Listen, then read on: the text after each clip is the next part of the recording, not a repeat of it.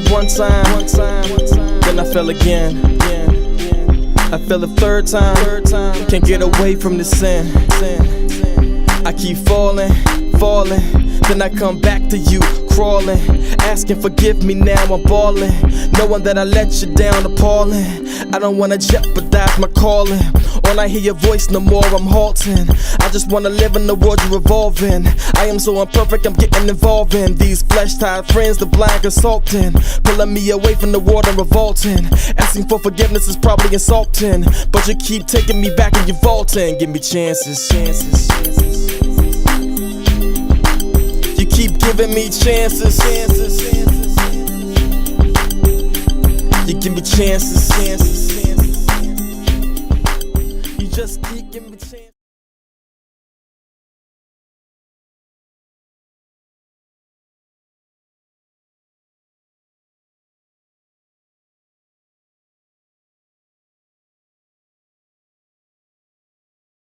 King.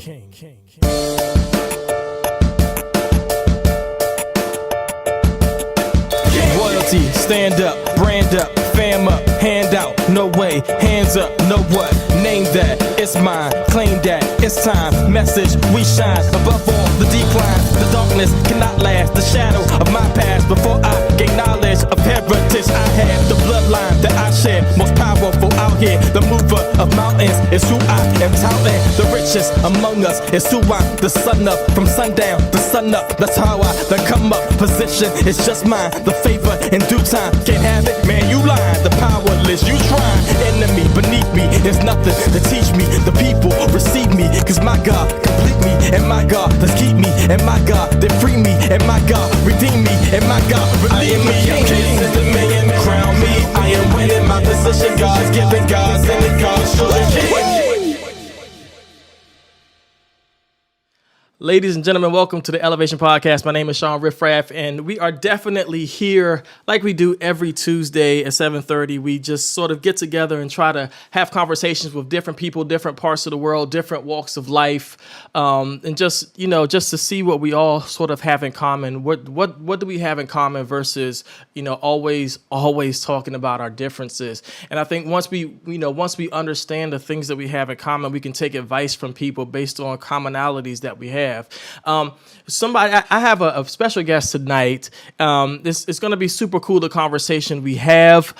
She is actually, she's from close to us. I'm gonna let her introduce herself. Her name is Carenda Deonne. How are you doing tonight? Hey, Shawn. I'm good. How are you? I am doing okay. It's been a busy life here, but I'm getting it under control. Listen, as the church folks would say, you preaching to the choir. You good? I know, right?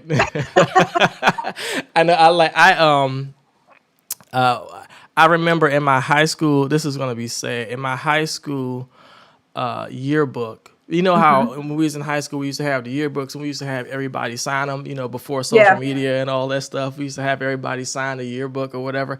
So I had my high school English head of the English department, and she was like, Shawn, you're going to be great in life as soon as you understand time management. And I think it took me into my late 30s to really understand what that message in my high school yearbook even meant. I feel you. Carenda, tell us, as we just talking about me, tell us about you. So we can sort of create context. You got a great story, and you're doing a lot of wonderful things in the community especially for women. And I want to, before we start getting into all of that cool stuff, I want to have a bit of a conversation about you, who you are, where you're from, and that type of thing. And I want to just sort of create context for the people that are listening or watching. Absolutely, Shawn. Again, thanks for having me tonight. I'm super excited. I have my lemons ready, and we'll unpack that a little bit more. But I am from Baltimore, B-more, and born and raised all my life East Side. East Side, absolutely. Or as we call it, over East. Born and raised all my life, went to Poly, and grew up in a very loving, nurturing home. Very busy in my growing up, from playing instruments to writing. Parents were very supportive in all of the creative endeavors that I wanted to do. And so, I love seafood, I love gummy bears, I love, family and all of that good stuff.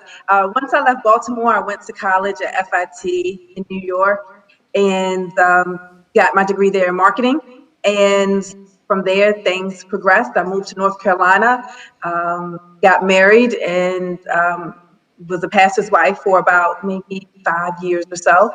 And so now I'm settled in Virginia, you know, as they say, the place for lovers. So I'm here now in Virginia and doing very well and excited about all of the things that is happening in my life to impact women to take aim. But that's a little bit about me. I've authored 3 books. I'm working on the second edition of my most recent book, Perfect Patty Messed Up Devotional. And I'm excited about that. It's just some great things. So it's going to be a great show tonight. What what did so when did you get to the point of authoring books and public speaking, and like what at what part of your story did that part come in? Yeah, it started at a very young age. My parents, they had me in this dramatic reading kind of contest, and I would enter every year, and I would have to go on stage and present a material and really captivate the audience. And so it started when I was young, and the writing started when I was young as well. While a lot of kids were out, riding bikes, jumping fences, playing in dirt, I was in my room writing. I was writing poetry. My first book was a poetry book called Soul of a Poet, and it was a safe place for me. I just really, really enjoy writing. So yeah, it started when I was very young, and as I got older, things did progress. I started a newsletter and to encourage women. And that turned into a magazine. I did that for a while. And then the magazine turned into additional books. And I was born to motivate. I know that. I'm a licensed minister as well, but I was born to motivate. So, that part I love to do. What was what was your everyone has a different answer to this question, but what was your Baltimore experience like? Did you have the same Baltimore experience that we see on TV, like the Freddie Gray experience, or was your Baltimore experience different? You know, my Baltimore experience, I would say, was different in some aspects. My parents, they sheltered me, I would say, but they still allowed me to be be myself, but in constraints and some rules and regulations, Sure. some policies and procedures.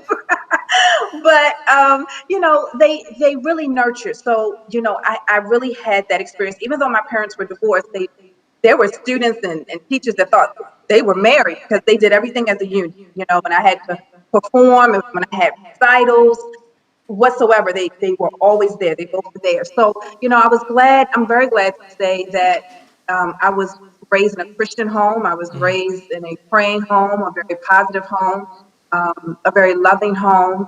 However, when I would see things in my neighborhood, or when, I would look at the news or see things, or even with school, they always kept a very open environment to talk about it, not to keep me from it, so to speak, but to talk about what's going on and what's happening, to make sure that I stay focused. Yes, that's. I think that's very important. I think a lot of kids don't have that, and they live in areas where things happen and they see things and they go through this sort of traumatic experience. Even if it's not with them, it's just seeing things happen to your friends or people around you or people that go to your school is sometimes traumatizing. And without someone to really ground you in that moment, you keep it with you, Yeah. for the long term. I wondered that. So what got you So your focus is really on in the arena of women. Yes. And I think It, that's great for the month of March because it's Women's History Month and Women's Appreciation Month. yes. And so what got you in that mode that we were your laser focus is on women. Yeah. I really believe it just became natural when I started getting active in church and when I started doing things in ministry. Um, the women's ministry and women's programs and events. I was always interested. I was always ready to help lead, to help, you know, bring forth whatever it is that we were trying to do. And I noticed that women we were able to connect. There was just this natural connection in helping to encourage them and helping them to build their intimate relationship with Christ. And so I stuck with that. It's like, hey, this is the road, this is the journey in which God is leading me, and so I've just been dedicated to that. You do a lot of public speaking. I do. Well, how much have you done over the pandemic? Oh, when the pandemic first started, ooh, it was quiet like crickets. I mean, it was quiet. All right. I was like, wait a minute. It was quiet. And so I had to really, build a platform in which are you going to wait until someone invites, or are you going to wait until someone feels comfortable? Or are you going to wait until someone feels like, they can open it up to their platform? Or are you going to take the initiative? Are you going to continue to be the voice? And so I just started doing things myself. And then things did begin to open back up, more so virtually than anything. I Right. still have not been back physically on a platform since this thing started, but And doesn't virtually, it like hurts too? You're like, ah. yeah, yeah, virtually, me and this camera have become best friends. We've been, I feel you. Man, like all the interviews and all of the things that we've started during the pandemic yeah, is so interesting. I just I really do need concerts yeah. and shows and to go. I mean, I've been church because have you been like doing church, or have you been doing it virtually, or is your church like open like? So my church is open. I have, however, been still participating virtually. Um, when there was a time that I had started going, and then when the numbers started going back up, I came back home and I just decided to do it virtually. So I'm still currently virtually participating in services, but they are open. Yeah, they're actually open. Oh, okay. I Yeah. yeah, church it's been an interesting thing to me because one of my business I we install audio visual systems in church, so we've been really busy during the pandemic of getting churches sort Mm, of up to speed on and that's been interesting. As we have a conversation about church and churches, um, what is your when you're encouraging women, how big is faith in the conversation that you have? Like, how big is it? How big is that in your conversation? gosh, it's big, and it's so funny you brought this up. Last night I was watching Apostle Frederick Price, and we know that Okay, he that's fine. is now in heaven and all of that great stuff. But I was watching his sermon on the Word Network, and of course he's a general of faith. I mean, he is the faith preacher, and Absolutely. gosh, when he was talking about faith last night, it was just so good. It was such a renewed um strength. It was like I just needed to hear that, because as much as I do encourage women and as much as we talk about faith, um we all have to continue to actively act in faith as well. And we all have moments and times when it's like, whew, okay. But it's good when you surround yourself with solid teaching, or mentors who are very strong in the faith. But to answer your question, yes, faith is a big part. But before I really dive into faith or talk about faith, for me, when I speak to women, it's more so understanding the importance of their intimate relationship with Christ. So that foundation is settled. So, we can be receptive of those principles, such as faith, that we must live by. So, yeah. I'm gonna ask you a question that may seem obvious, but you be surprised at how many people don't understand it. But when you speak about an intimate relationship with Christ, or there are a lot of people that might ask, what does that actually mean? Like, what does it Mhm. mean to be intimate with a God you can't, you can't see, touch, smell, Mhm. feel? What when you talk about it, what does that mean to you? Intimacy with Christ means to me that there is this love relationship that is inseparable. So for me, I want women to understand the power, the depth of the love that Christ has for you, for us, and how important it is to understand that He really loves you. He really, really loves you. You don't have to work, beg, or barter in your relationship with him because he's already settled everything you are and all that you will be in love, in the love that he has for you. So for me, um, I really focus in on that love, right? In order to cultivate the love relationship, the intimacy, which to me is a love relationship. So don't get caught up on, the words that you're saying when you pray. Don't feel like it has to be scripted or like anybody else, or just understand that his love for you is so great that he wants you to be your authentic self. He just wants you to come to him as you are. What would you say as my phone rings Ah, loudly? What would you say some of the biggest when you're speaking with women, or when you're talking to women? What do you say? What would you say some of the biggest issues or hangups that you have found?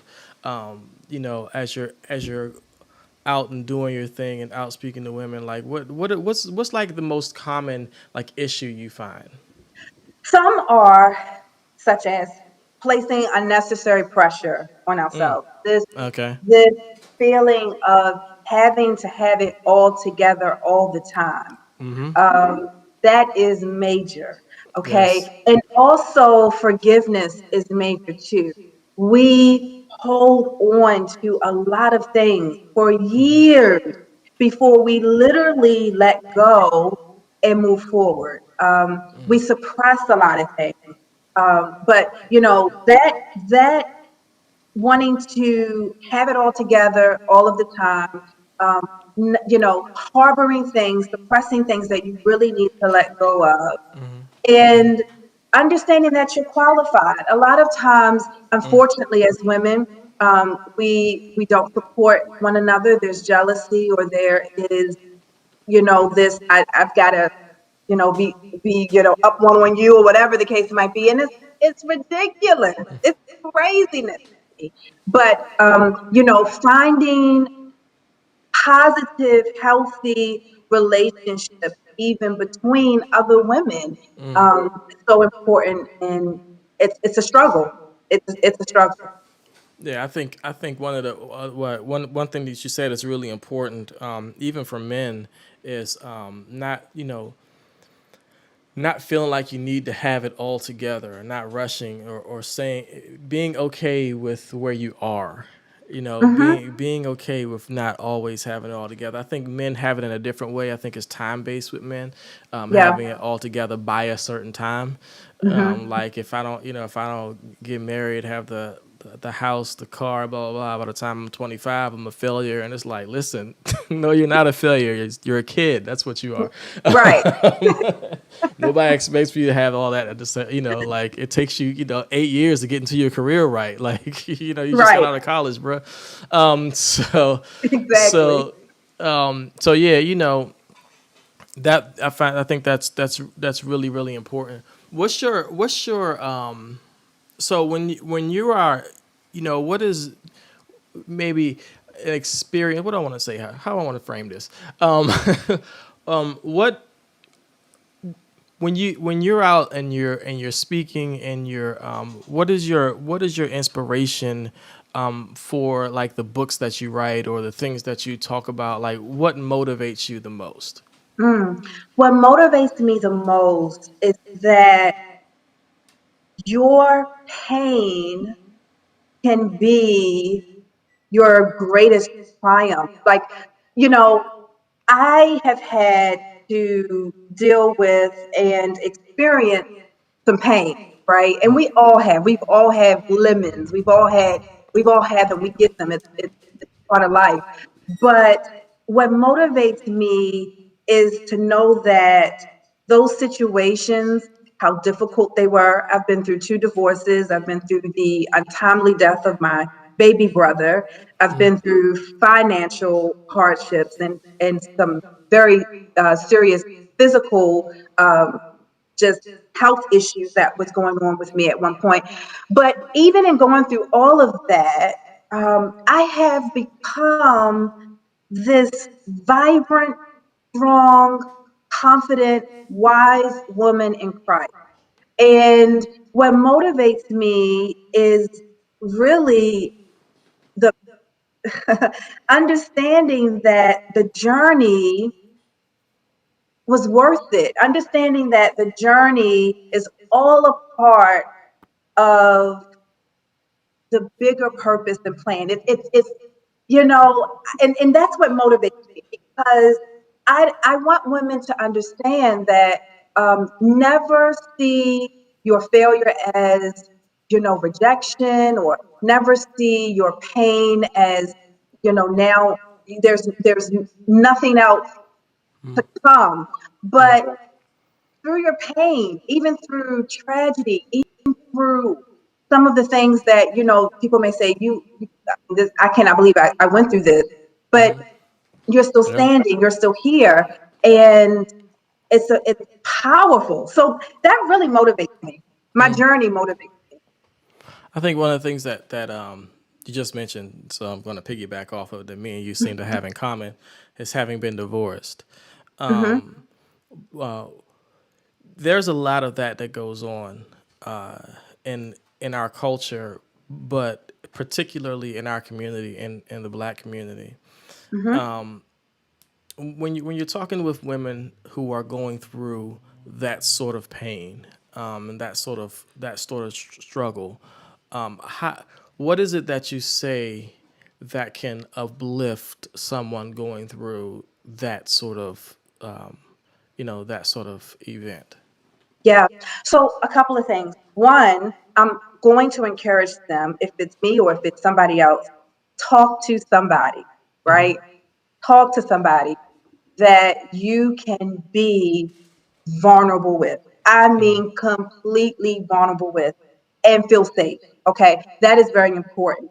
Then I focus back again. I know I said this before. Then I focus back on love. I focus back on the love that God has for them, because it for me, it's everything. It is what sustains me, what keeps me settled and grounded in spite or in spite of. So I encourage them in love. I will talk about scriptures that they can, pray on, journal about. Um, but I want them to get it out. I want them to talk to someone in which they can get those things out in the open. I want them to also take accountability for whatever they need to take accountability for. One thing with me, when I was going through my divorces, it was, I just wanted to point the finger. It didn't work because he did this, or it didn't work because of, it was always because of what someone else did, right? But you do have to come to maturity, right? And one way to grow is to say, hey, I messed up too. Here's the part that I may have played in this situation, but I'm not going to stay there. I'm going to do what I need to do. Like I said, counseling, getting into God's word, prayer, journaling. You know, now some people may think this is crazy, Shawn, but for me, I took a lot of detox baths. But I did things that was helping me to really get focused and um, to really take me from bitterness to healing. Yeah, and also that it calms you and gives you, sort of gives you balance and peace. And Yeah, sometimes you just, taking some peace in the, just in the outside sort of helps you balance and bring peace on the inside. So yeah. I could definitely understand that. Yes, Definitely and understand that. if I can just add one thing, Sure, words you of can. affirmation, very, very, very important. I know we say it, and I know it's probably like this jargon, so to speak, but it is very powerful and something that I really, really encourage women to do. In the mirror, in the mirror. Yes, look at yourself when you say your words of affirmation. Absolutely. I wanna ask you about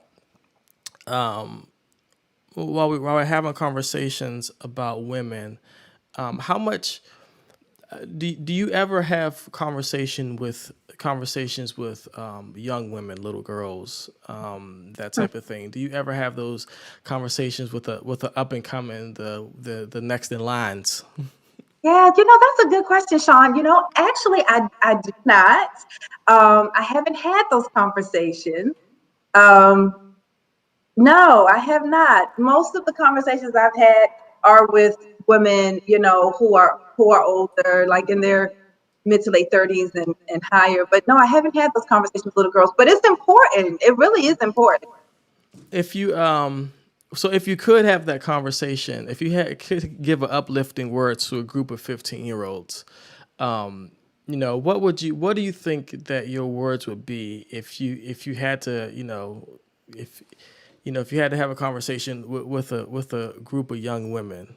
Oh, wow. 15-year-olds? And to make the question a little bit more complicated, if you had to Oh, have a conversation with a group of 15-year-old you at 15. oh, wow. Um, Hmm. Wow. let me make that a little bit more Okay. complex. Okay. You know, um, the conversation that I would have is that you are at a place in time in which you never have to be anyone else but you. You're in a place in time in which the best gift you could give yourself and give to others is being true to who you are. Um, you don't have to. You don't have to beg to be in a clique or relationships. If people say bad things about you, yes, it may hurt, but staying true to yourself will save you also a lot of hurt.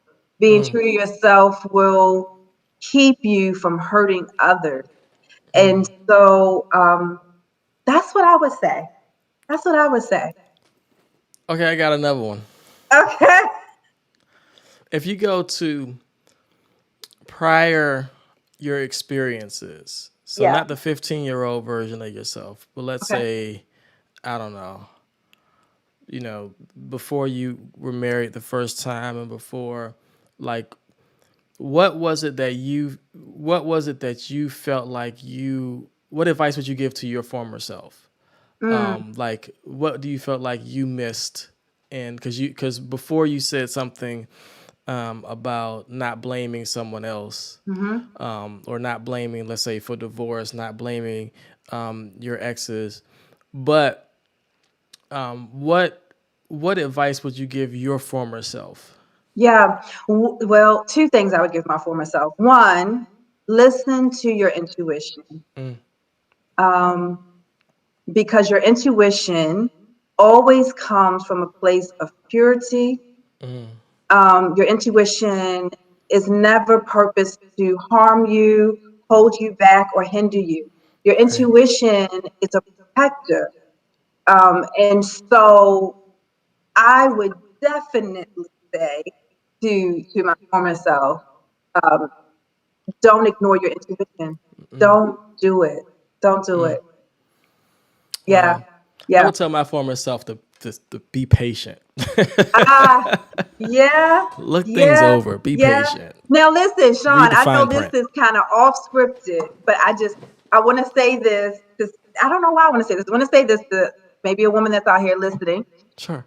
One of the things that I would also say is, you know, you've got to, and this is in regards to patience, but because someone, meaning a man, because someone is nice or extends gratitude or compliments, does not necessarily mean that you have to date them or be in a relationship with them. So pray and be patient, as Shawn said, and listen to your intuition. Yeah. I don't know who that's for, but I don't No, know. listen, it's for somebody. Somebody. I want to ask a question because I could ask questions all night, but since we have limited time before people start getting restless, Yeah. um, We get restless now with them long I sermons, know. So I ask this question to every single person that comes on here because I like to see everyone's different answers. Okay. And one day I'm gonna put together a whole like collaboration of everyone's answers to this question. If you could change, if God gave you the grace and said, Carenda, you can change one thing about the world, Wow. right? Just one thing. You can change one thing about the world, about people, however you want to interpret the question. What would that one thing be? Well, I probably said it 1,000 times tonight. I would say love. I would say love. If I could change one thing, if I could change one thing and God gave me the grace, if if if if every individual could come into the knowledge and sometimes we don't even know the full knowledge of that love, but come into just being receptive of how deep and how beautiful that love is that God has for us. I would want to give it to everybody, every single day, because I believe love is a healer, and yeah, I would do it. Yeah. That's amazing.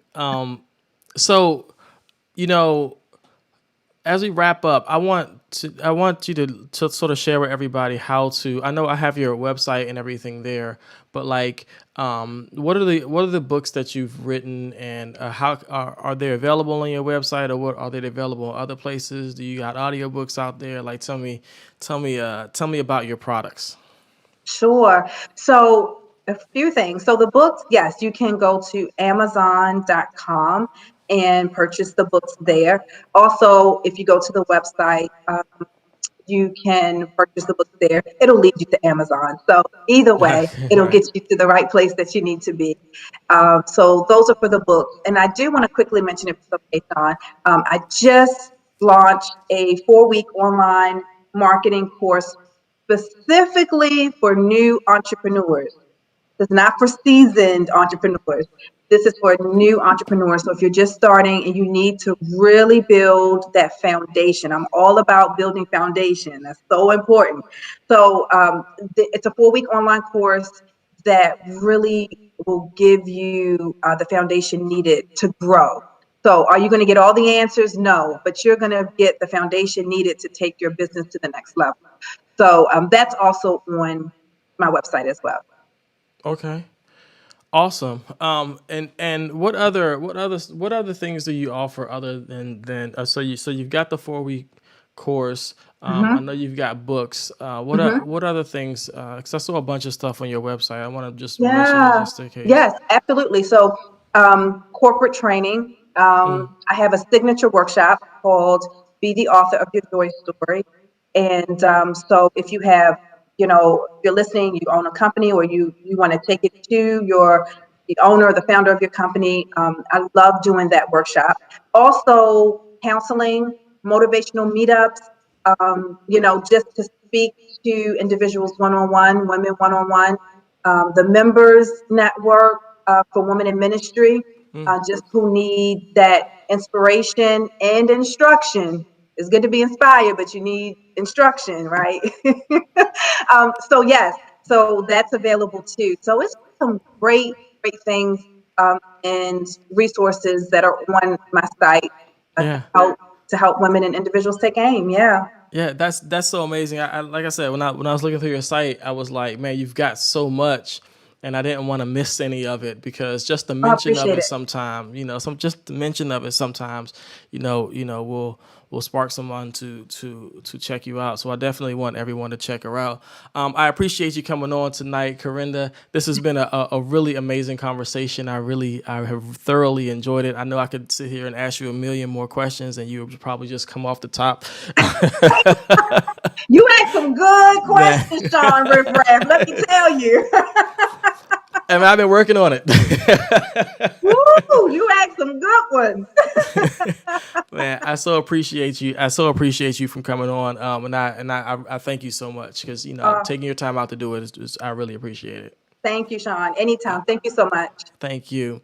This has been the Elevation Podcast. My name is Shawn Riff-Raff. Join us here every single Tuesday night where we have wonderful guests on and have the conversation like this every Tuesday night. Thank y'all so much. Peace out.